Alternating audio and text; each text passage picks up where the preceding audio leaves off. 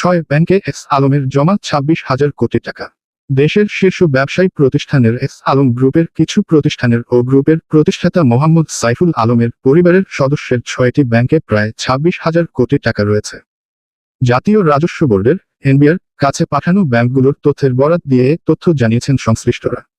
ব্যাংকগুলো হলো ইসলামী bank, Al Arafah Islami bank, Exim bank, Bangladesh commerce bank, national bank ও ফার্স্ট সিকিউরিটি ইসলামী ব্যাংক। ব্যাংকগুলোর পাঠানো তথ্য অনুযায়ী মূলত করোনা মহামারীর পর S Alam luxury chair coach service ও S Alam cold roll steel লিমিটেডের হিসাবে প্রায় 1,09,000 কোটি টাকা লেনদেন হয়েছে।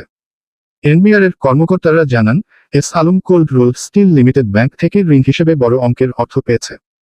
চট্টগ্রামের ব্যবসায়ী মোহাম্মদ সাইফুল আলমের মা চেয়ারম্যান আরা বেগম, স্ত্রী ফারজানা পারভিন ও তার ভাই মোহাম্মদ আবদুল্লাহ হাসান এই প্রতিষ্ঠানের দুটির পরিচালক।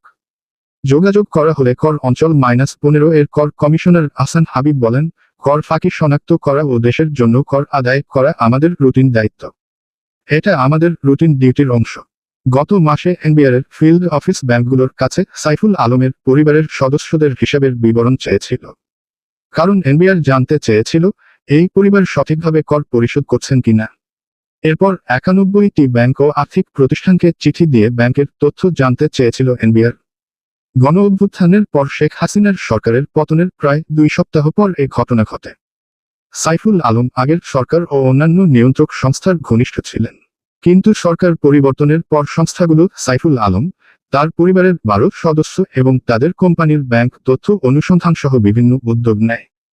ইতোমধ্যে চট্টগ্রামের এই ব্যবসায়ী ও তার স্বজনদের দখলে থাকা 6 ব্যাংকের পরিচালনা পর্ষদ পুনর্গঠন করেছে বাংলাদেশ ব্যাংক।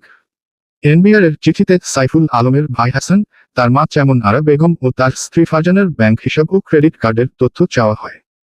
এছাড়া তার বোন, মেয়ে বা ছেলের নামে যৌথভাবে থাকা ব্যক্তিগত বা ব্যবসায়িক অ্যাকাউন্টের তথ্য চাওয়া হয়েছে।